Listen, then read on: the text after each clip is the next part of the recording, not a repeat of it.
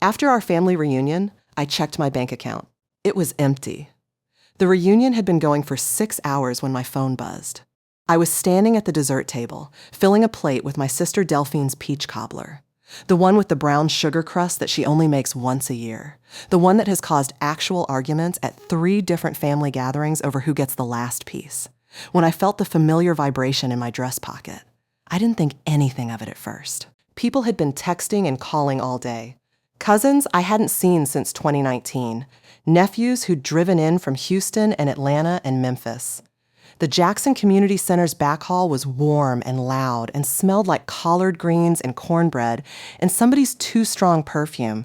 And for the first time in a long time, I had been genuinely, unguardedly happy. I want you to understand that. The happiness was real. I wasn't performing anything. I set down the serving spoon and pulled out my phone. The notification was from my bank. Bank First Alert. Large transaction posted to your account. My chest tightened. That old instinct from 30 years of insurance fraud work, the one that fires before your brain fully catches up. I opened the app. Account balance, $0. I stood very still. Around me, 83 of my family members laughed and ate and danced to the Isley Brothers coming from somebody's Bluetooth speaker. A child ran past me, shrieking with joy. My sister Delphine said something about the cobbler, asked me if I wanted whipped cream. I didn't hear any of it. I scrolled to the transaction details. Wire transfer initiated, $67,000. Authorized by Simone H. Garrett, joint account holder. Date, July 7th, 2025. Time, 2:47 p.m. Receiving institution, Beacon Financial, LLC, Ridgeland, Mississippi. Today's date, right now. While I was standing here with a plate of peach cobbler in my hand, I put my phone back in my pocket. I set the plate down on the folding table very carefully, like I was afraid the sound of it might crack something open inside me that I was not ready to deal with here, in front of everyone. Then I turned around and walked slowly across the room. Past the card tables, past the children doing the electric slide, past my cousin Theodore arguing with someone about football, until I reached the far corner where my son-in-law, Levon Garrett, was sitting with his legs stretched out in front of him and a plastic cup of sweet tea in his hand, looking entirely too comfortable for a man who had just committed a federal crime. My daughter Simone was not beside him. She was across the room with her cousins, laughing at something, her braids swinging over her shoulders, completely unaware of what her husband had done in the time it took her to walk from one side of the room to the other. I stopped in front of Levon. I held up my phone. He looked at the screen. Something flickered across his face. It could have been surprise, but it was gone too fast to be real surprise. He had been waiting for this moment. He took a slow sip of his sweet tea. "We needed it more than you, Ernie." His voice was flat, almost bored. "You've got your pension. You've got your Social Security. We've got real expenses, real lives." He paused, like he was deciding whether to add the last part, and then decided, "Consider it interest for everything you never did for us." He didn't look at me when he said it. He looked at the wall. I reached into my bag. He smiled a little, like whatever I was about to pull out was going to amuse him, like I was an old woman with a complaint he'd already decided not to hear. Then there was a loud bang from outside, the kind that cuts through music and conversation like a blade. And the double doors of the Jackson Community Center flew open. My name is Ernestine May Holloway, and if there is one thing I have learned in 66 years on this earth, it is that a person who underestimates you has already lost. They just don't know it yet. I was born in Jackson, Mississippi, in the winter of 1959, the third child of Raymond and Odessa Connor, a school janitor and a domestic worker who, between them, had $17 in a coffee can on the day I was born, and the fiercest work ethic I have ever witnessed in any 2 human beings before or since. We were not poor in the way that breaks people. We were poor in the way that sharpens them. My mother used to say, "Baby, when you don't have anything to fall back on, you learn to look ahead." I heard that sentence so many times as a child that I thought it was just something she said. I didn't understand until I was grown that it was the entire philosophy by which she survived. I was the only one of my siblings to go to college. Jackson State University, class of 1981, business administration with a minor in finance. I paid for most of it myself, working nights at a diner on Lynch Street and summers at a dry cleaner in South Jackson. I graduated 22 pounds lighter than I'd started, with blisters on my feet and an iron-solid conviction that nobody was ever going to be able to take something from me that I hadn't already planned for. I married Bernard Holloway in the spring of 1983 when I was 23 and he was 26. Bernard was the kind of man that good men are measured against. Quiet, steady, funny in a way that surprised you, loyal beyond anything I have words to describe. He worked 31 years for the city of Jackson in the water department. We were not wealthy. We were comfortable, which is better than wealthy because comfortable means you earned every piece of it and you know exactly how. We had 2 children, Marcus, who is 44 now and lives in Charlotte with his wife Denise and their 3 boys, and Simone, 41, who still lives here in Jackson. Bernard died 9 years ago, pancreatic cancer. From diagnosis to funeral was 11 weeks. That is the kind of loss that does not get easier with time. It gets quieter, the way a river gets quieter as it goes deeper. I still sleep on my side of the bed. I still turn to say something to him sometimes in the morning before I'm fully awake, and then I remember. That moment happens less often than it used to. I am not sure if that is healing or forgetting, and I have decided not to examine it too closely. After Bernard died, I went back to work for 2 more years before retirement, not because I needed the money, but because I needed somewhere to put myself every morning. I spent 30 years as a senior claims investigator at Mississippi Mutual Insurance Company, and that work had given me a particular skill set I did not advertise. In that job, you learn how fraud works. Not the dramatic kind, not the armored truck robberies and the international wire schemes, but the ordinary kind. The kind committed by ordinary people who have convinced themselves they have a right to something that doesn't belong to them. You learn to recognize it by its texture, the way a story has one too many explanations, the way a suspicious transaction happens on a holiday or a birthday when someone assumes the person they're stealing from won't be paying attention, the way a guilty person laughs a half second too late.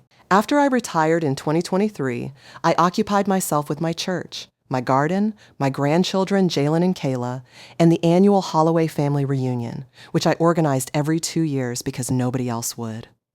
I drove a 2019 Buick LeSabre, paid off. I owned my house on Maple Street outright. Bernard and I bought it in 1991 and made the last mortgage payment in 2019. I grew tomatoes in the summer. I made quilts in the winter. The $67,000 in my Bank First joint account was what Bernard and I had saved over 22 years, deposited $50 here, $100 there, building it the way you build a levee, carefully, consistently, against whatever life might eventually throw. It was my emergency fund, my peace of mind, the physical evidence that we had been faithful and careful and wise with what God gave us. In the fall of 2019, when Simone was diagnosed with lupus and I lay awake 3 nights in a row thinking about what would happen to her accounts if something happened to me while she was too sick to navigate probate court, I made the decision to add her name to that account, just hers, just my daughter, in case of emergency. Because I trusted my daughter completely, and because I did not think, in that moment, about the man she had married. That was my only mistake. And I had been correcting it quietly for 4 months before that July 7th afternoon. I need to tell you about LaVon Garrett, because he was not always who he became, and Simone was not naive. She was just in love, which is a different kind of blindness and deserves a different kind of understanding. Simone met LaVon in the spring of 2015 at a cookout thrown by her coworker Brenda. He was 30 then, living in a rented house in Ridgeland with 2 roommates, working what he called sales, which turned out to mean he'd sold insurance for about 4 months the previous year, made decent commission on a hot streak, and then let his license lapse because sustained effort was never his strength. But when he walked into that cookout in a pressed linen shirt, talking about his plans, his vision, his enterprise, with a voice that carried warmth and authority in equal measure, Simone heard ambition. I heard vocabulary. I met LaVon 6 weeks after Simone did, at a Sunday dinner. He showed up on time, brought a pie from the bakery downtown, called me Ma'am and Miss Ernestine, and helped clear the table without being asked.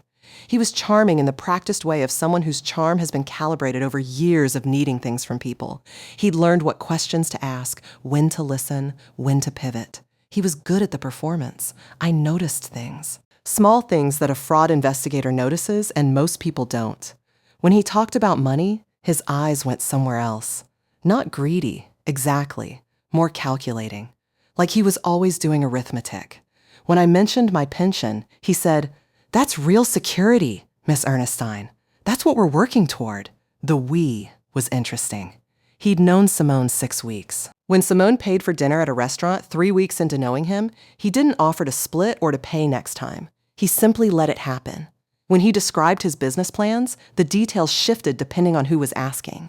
To me, he was in real estate. To Marcus, he was doing some contracting work. To Simone, he was building a portfolio. None of it was lies, exactly. It was vapor, taking the shape of whatever container you held out to it. I said to Simone, after about 4 months of watching, "Baby, I like Levon, but I want you to pay attention to the difference between a man who wants things and a man who works for things. Because wanting things is easy. Everyone wants things," she said. "Mama, he's working. He's got a whole plan." I said, "I know, baby." And then I let it go, because Simone was 32 years old and she had every right to make her own choices. And because in those first years, to his credit, Levon did work. He picked up contracting gigs with a cousin, did some house painting, made enough to pay bills. They married in 2017. Jalen was born in 2018. Kayla arrived in 2020, right in the middle of the pandemic, which was hard on everyone and tested everyone's character in particular ways. And Levon's character came out of that test smaller than it went in.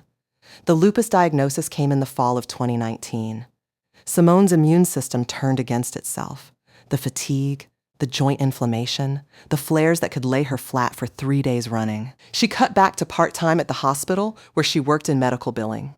Levon's income was never reliable enough to fill the gap. I helped. I helped consistently, without fanfare, without conditions, because that is what mothers do when their children are hurting. But here is what I watched happen over 6 years of careful watching. Levon stopped becoming and started consuming. He stopped describing his plans and started describing other people's resources. He refinanced Simone's car without telling her and spent the equity on a real estate deal that never materialized. He borrowed $4,000 from Marcus for a down payment on a property that somehow never needed a down payment after all. He talked Marcus's wife, Denise, into co-signing a credit card, which he ran to its limit and then let default, leaving Denise with a $700 hit to her credit score and a story she still told at family dinners. He was not a violent man. He was not cruel in the ways that announce themselves and get addressed. He was the slow drain kind of destructive, the variety that empties people out so gradually that by the time you understand what has happened, you are already hollowed through. I watched all of this. I was careful not to let my dislike of him damage my relationship with Simone. She needed me neutral or as close to neutral as I could manage. I showed up for Sunday dinners and grandchildren's birthday parties and the 1,000 small occasions where a mother's presence matters. And I did not say what I was thinking, because what I was thinking would have forced her to choose between her husband and her mother, and I was not willing to risk her choosing wrong. And then, on a Monday morning in March, $2,000 disappeared from my bank account. It happened while I was doing what I always do on Monday mornings, reviewing my bank statements. I was a fraud investigator for 30 years. I review my statements every week without exception. It is not anxiety. It is hygiene. The same way brushing your teeth is not anxiety. I saw an ACH transfer I had not authorized. $2,000 sent from my Bank First joint account to something called Beacon Financial LLC. The transfer had been initiated through online banking, from Simone's login, from a device registered to Simone's phone. The timestamp was a Saturday afternoon. I sat at my kitchen table with my reading glasses on and my coffee going cold beside me, and I looked at that line item for a long time. Then I called the bank. The representative confirmed, joint account, Simone's credentials, fully authorized from the system's perspective. Nothing irregular by their standards. I asked for alerts. Any transaction above $200, I wanted an immediate notification. They set it up. I hung up and sat still for about 10 minutes, thinking. I thought about calling Simone. I thought about walking over there and sitting down at their kitchen table and asking, in plain and direct language, what Beacon Financial LLC was and who had authorized that transfer. And then 30 years of fraud investigation reasserted itself. I thought about how many cases I had watched collapse because someone tipped off the subject too early. How many times a guilty party, given even 12 hours of warning, had moved the money, shredded the records, aligned their stories, and walked away clean. The first impulse is always confrontation. The correct move is almost never confrontation. So instead of calling Simone, I called Diane Morrison. Diane and I had worked together on 3 significant cases in the late 1990s and early 2000s, back when a ring of fraudulent disability claims I was investigating had turned out to have FBI jurisdiction.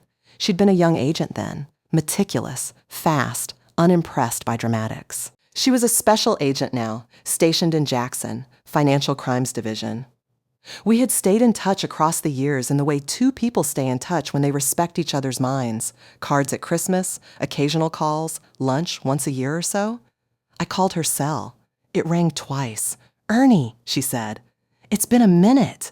"Diane," I said, "I need your professional opinion on something." I told her everything. The joint account, Lavon's pattern over 6 years, the $2,000 transfer to Beacon Financial LLC. I was precise and chronological the way she'd always appreciated, and when I finished, she was quiet for a moment. "Beacon Financial," she said. "That name has come across my desk." "I thought it might have," I said. "How much is in the account?" $67,000. Bernard's and mine. 22 years. A pause. "Do you want to report it now, or do you want it to stick?" "I want it to stick," I said. "If we move too early, we get a civil case at best, and Lavon has nothing worth seizing. I want federal charges. I want it airtight. Then we need a wire transfer," Diane said. "The ACH transactions are state level. They're documentable, but harder to prosecute cleanly without a very clear pattern. A wire transfer to a shell company is federal jurisdiction. That's ours, and it's solid." A pause. "Are you willing to let him reach the wire?" I looked at the photograph of Bernard on my refrigerator, the anniversary dinner photo. The one where he's laughing at something I said and looking at me like I was the best joke life had ever told him. "What do I need to do on my end?" I said. "Document everything. Keep the alerts. Don't confront him or Simone. Don't move any money out of the joint account in a way he could later use to argue you intended to cut access. Leave it where it is. Let him believe it's available." "Understood." And Ernie.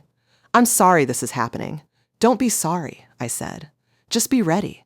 What I did next, I went to my personal savings account, a separate account in my name only that Lavon had never known about, and moved $90,000 to a new institution entirely, just to be certain.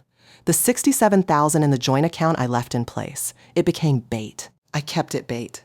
I received 3 more notifications over the next 3 months, $800 here, $1,200 there, and I forwarded every single one to Diane with the timestamps, the transaction IDs, and my own observations about what Lavon's pattern suggested about his timeline. I never said a word to Simone. Not because I didn't love my daughter, because I loved her more than I had words for, and I knew that the moment she found out, one of 2 things would happen. Either she would confront Lavon, and he would destroy the evidence and vanish the money into something untraceable, or she would try to protect him and find herself facing accessory exposure that I was not willing to let happen to her. Keeping her in the dark was an act of love. It was the most expensive kind, the kind that costs you something, the kind nobody thanks you for, the kind that sits heavy in your chest every Sunday dinner when you pass the cornbread to your daughter and smile and say nothing.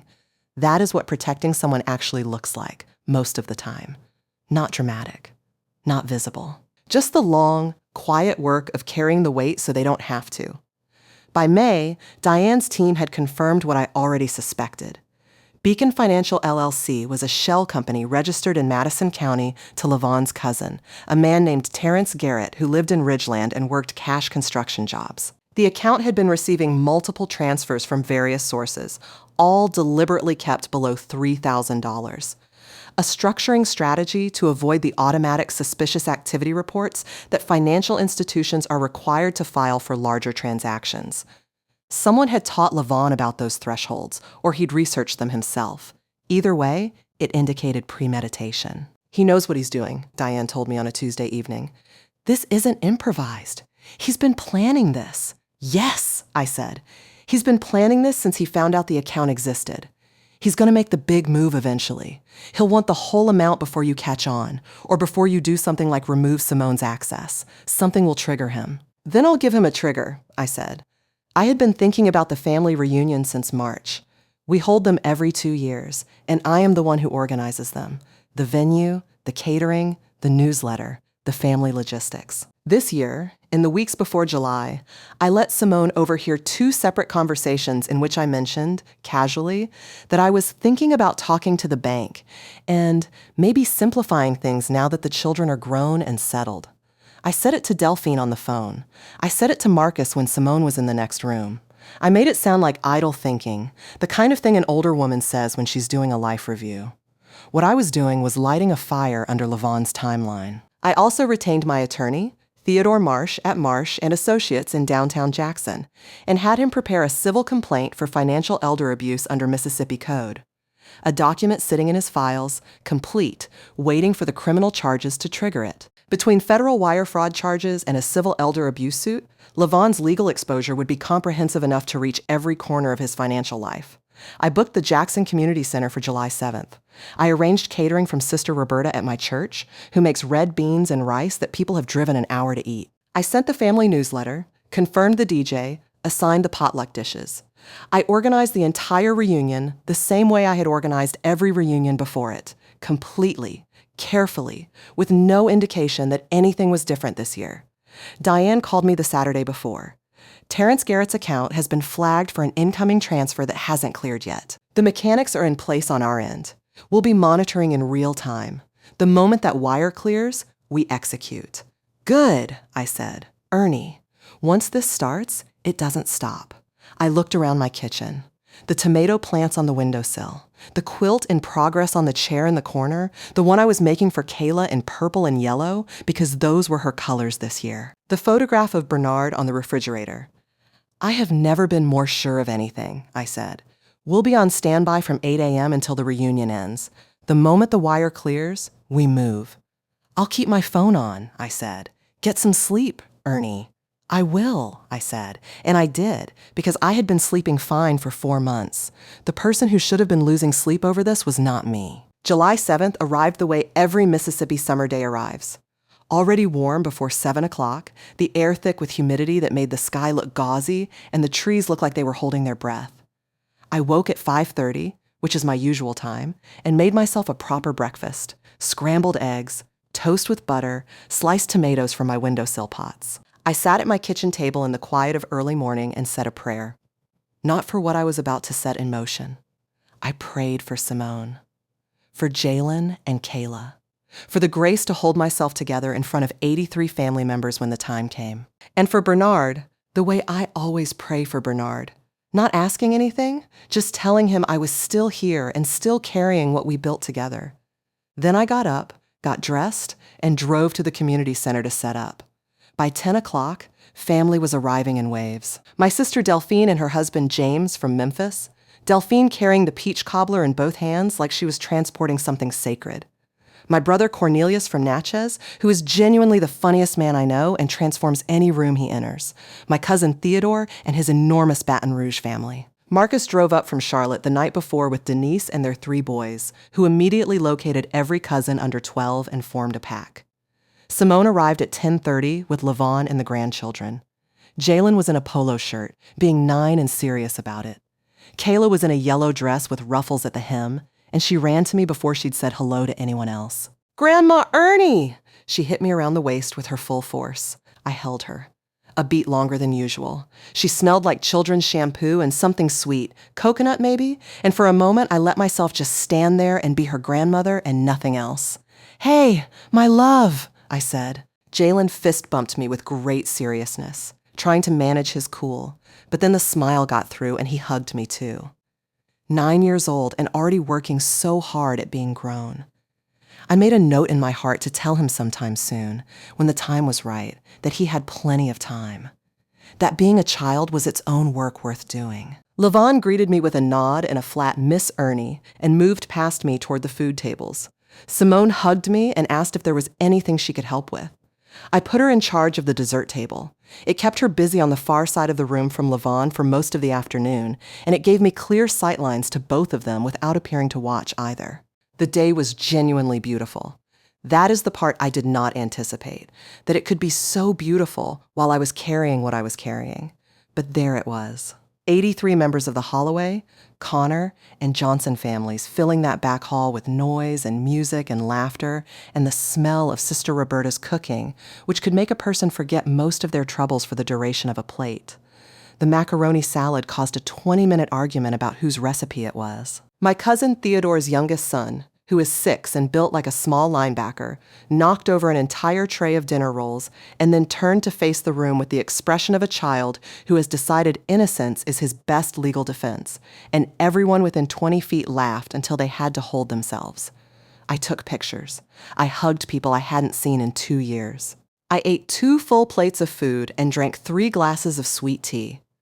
I danced one song with Marcus because he asked, and because Bernard always said I could move when the right song found me. And that afternoon, the right song found me. I watched Levon from the corner of my eye for 6 hours. By noon, he'd been on his phone 4 times.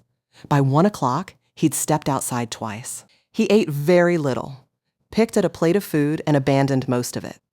He was not present the way a man relaxing at a party is present.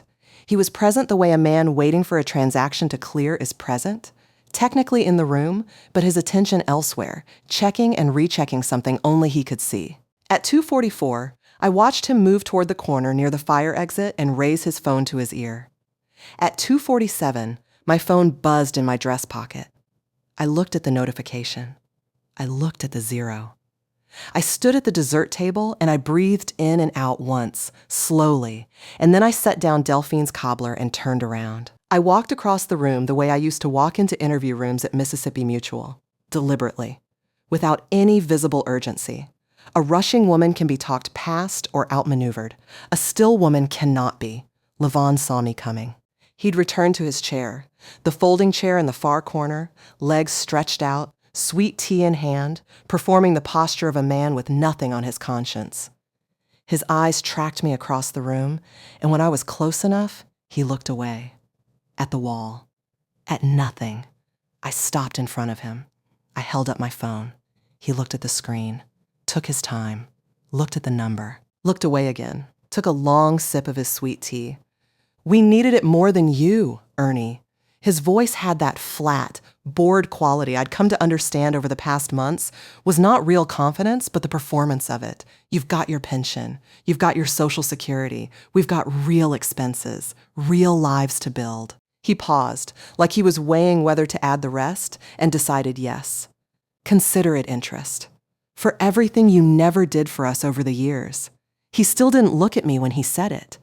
He looked at the wall like I was a mildly inconvenient weather event that would pass if he waited it out. Across the room, someone changed the music.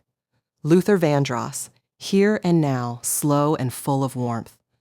I could see Simone near the speaker with Kayla, swaying, unaware, her braids moving. I looked at her for 1 second exactly. Then I looked back at Levon. "Then you won't mind what's coming next," I said. I spoke quietly enough that he had to lean slightly forward to hear me. That was intentional.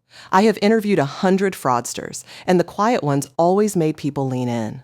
Leaning forward is the beginning of accountability, even when the person doing it doesn't know that yet. I reached into my bag.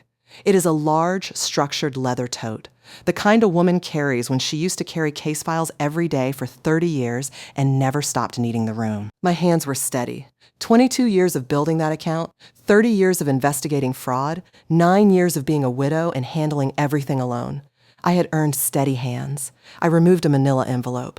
Inside it, 16 printed pages. Every transaction with dates, amounts, originating devices, and receiving account numbers. Printed registration documents for Beacon Financial LLC, showing Terrence Garrett as the registered agent. A photograph taken outside a Wells Fargo branch in Ridgeland, Mississippi, on the date of one of the earlier transfers. Levon and Terrence, together, leaving the building, captured by the bank's exterior camera and obtained through proper channels. An FBI case reference number, active since March. And a signed statement from Special Agent Diane Morrison, Financial Crimes Division, confirming that a federal investigation into wire, fraud, and financial elder abuse had been ongoing for 4 months. I set the envelope on the folding table beside his sweet tea. He looked at it. Something shifted behind his eyes, the performance cracking, the calculation underneath showing through. He reached out and pushed the envelope with 2 fingers, the way you push something you're not sure is safe. "What is this supposed to be?" "16 pages of what's coming next," I said. "You might want to read it," he laughed. Short, not quite real, a sound designed to establish that he was not concerned.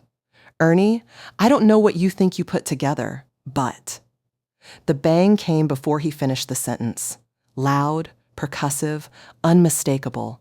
The sound of institutional double doors being shoved open with force, both handles crashing against the interior walls simultaneously. The music cut.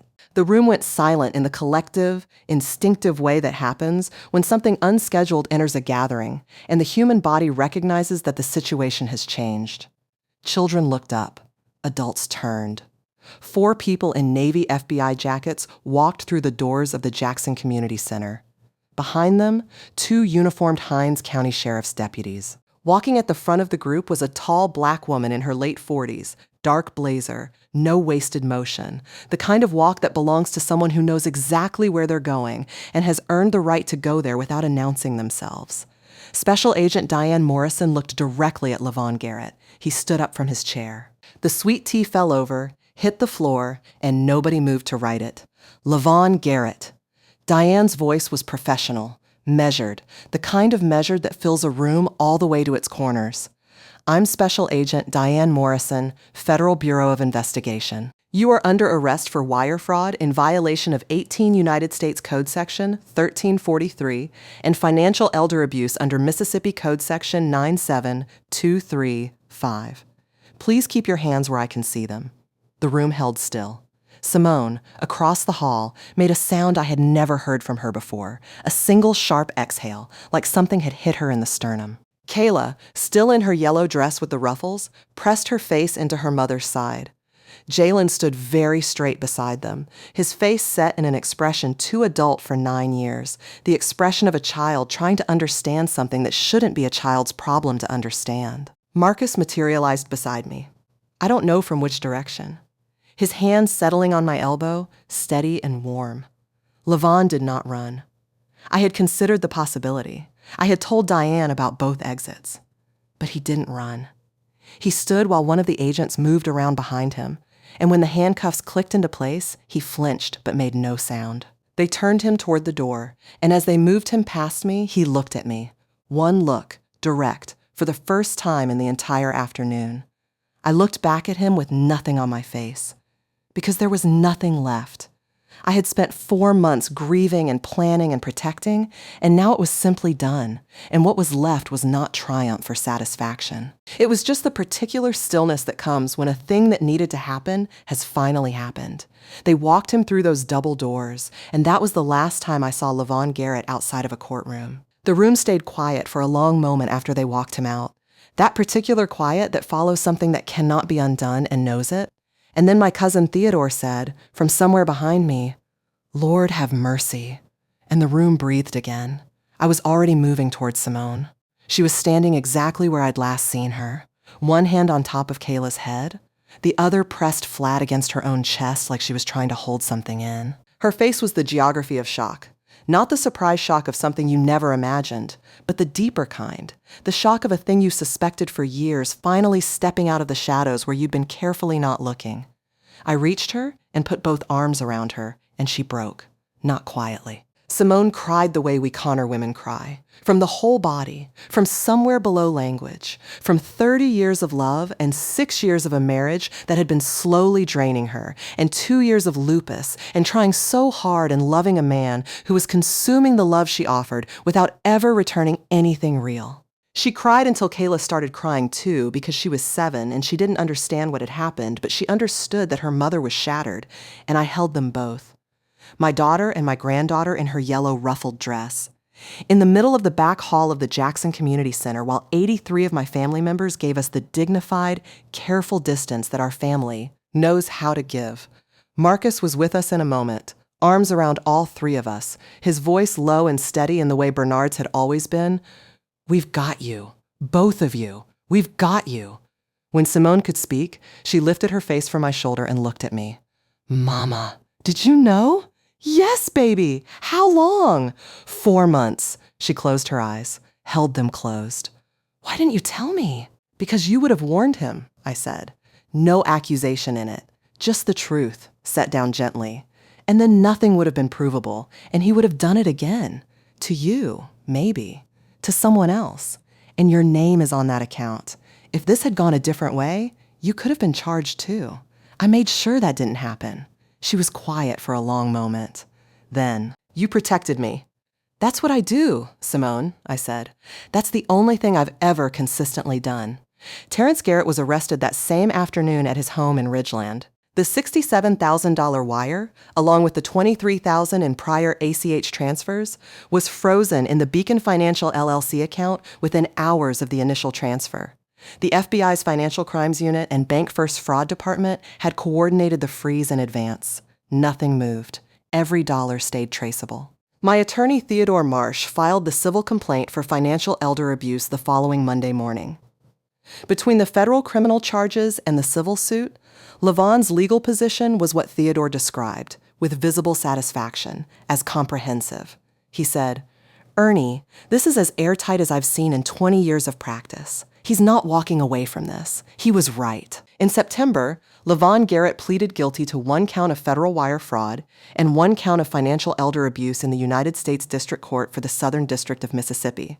His attorney attempted to negotiate a lesser charge. The prosecution declined, citing the premeditated nature of the scheme, the use of a shell company, the pattern of smaller ACH thefts over 4 months, and the deliberate exploitation of a joint account that had been established for medical emergency purposes.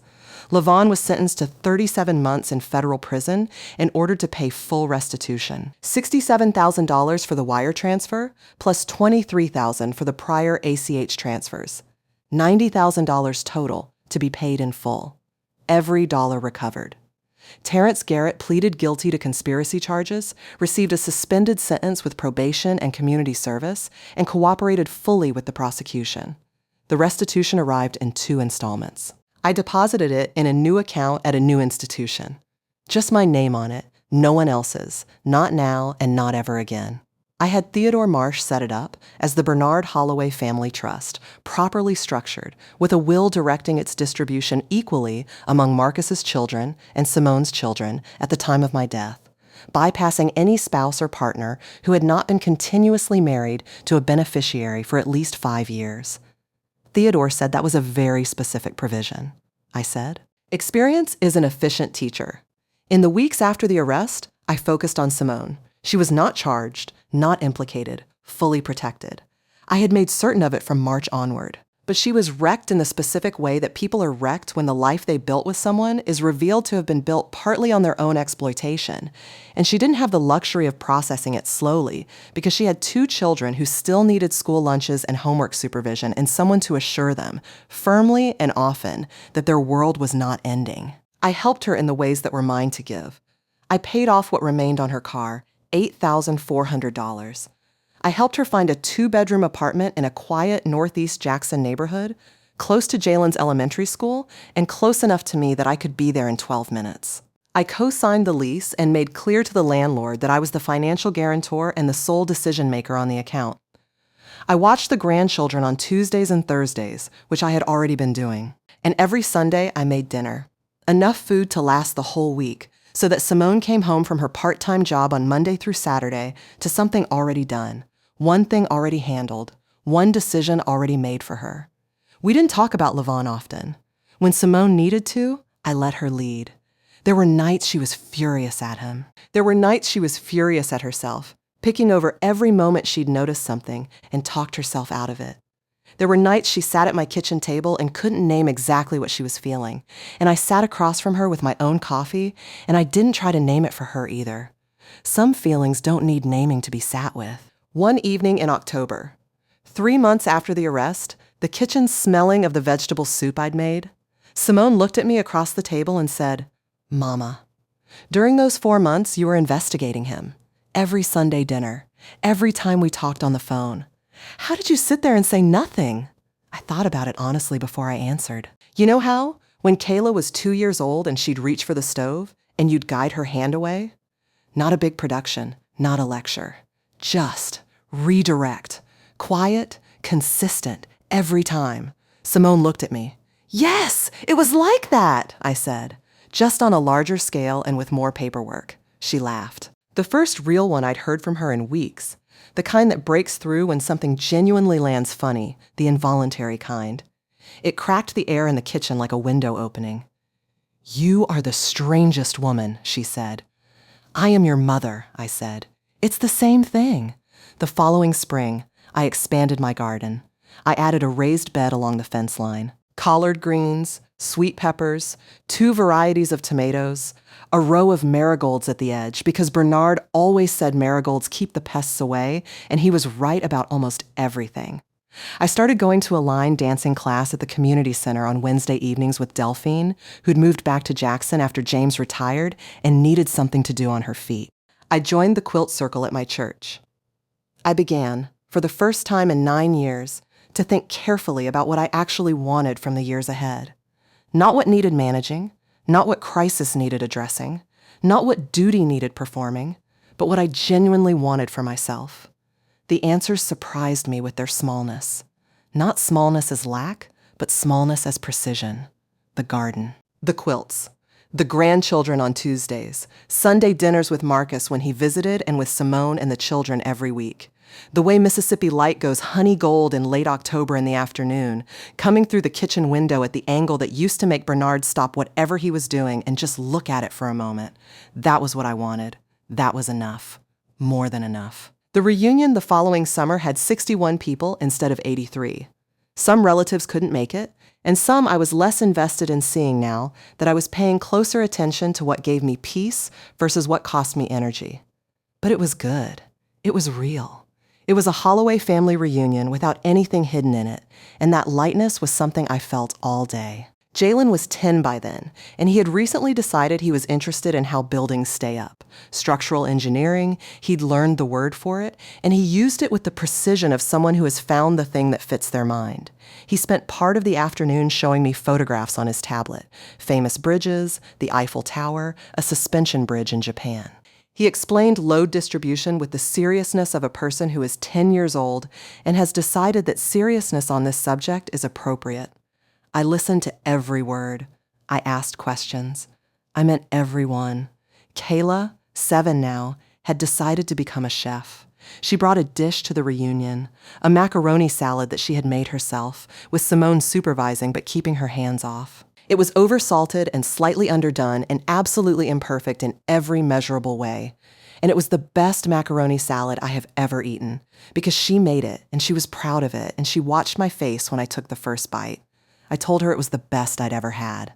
I meant it completely. Near the end of the reunion, while I was folding the last of the tables with Delphine beside me, she said, "Ernie, are you all right? I mean, truly all right, after everything." I thought about it before answering. Not performing consideration, actually considering. "I am," I said. "After all of it? Really?" "Especially after all of it," I said. She looked at me sideways. "That doesn't scare you? Being this okay after what happened?"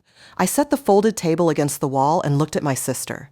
10 years of marriage to James, 4 children, 40 years of knowing me, the only person besides Bernard who could read my face in the dark. "Delphine," I said, "I spent 30 years investigating fraud, and the one thing it took me the longest to believe, but I finally do believe it, down in my bones, is that the people who steal from you are always more afraid than you are. Always. Because they know what they did, and they spend every single day waiting for the consequence, and you're just living." She was quiet for a moment. "And the consequence always comes," I said, "one way or another. Loud bang or quiet letter. It always comes." Delphine considered this. Then she picked up the other end of the last table without being asked and helped me carry it to the storage room the way she'd been helping me carry things for 60 years. "You know," she said, as we set it down, "Bernard used to say you were the most dangerous kind of woman." "What kind is that?" "The kind that doesn't panic," she said. I laughed. A real laugh, from the genuine place, from the part of you that has survived enough things to understand that survival is actually available, that it is not luck or exception, but something you can choose over and over in small, steady acts that look like nothing and add up to everything. "He was right about most things," I said. We turned off the lights and walked out together into the warm Mississippi evening, and I locked the community center door behind us, and I drove home on roads I have known for 40 years. On Monday morning, I sat at my kitchen table in the early light with my coffee and my reading glasses, and I opened my banking app. Old habit, older than any of this. The weekly account review that I had kept for 30 years, whether there was reason to or not. I pulled up the Bernard Holloway Family Trust account. Balance, $95,842. I looked at the number for a moment. Then I closed the app and got up and went out to the garden. The marigolds were blooming. Bernard was right. They keep the pests away. They always have. I pulled a weed from the base of the tomato plants. Then another. Then I stood up straight and looked at my yard in the morning light, the garden I had made with my own hands, in the house that was mine, on a Monday morning with no crisis and no threat and nowhere I had to be until noon. And I thought, this is what it looks like. When the fight is over and the money is back and the person who tried to take from you is gone. It doesn't look like a parade. It looks like a garden in the morning. It looks like coffee going warm on the table inside. It looks like ordinary life, returned to you after a long absence, and the realization that ordinary life was always the point. It was more than enough. It always had been.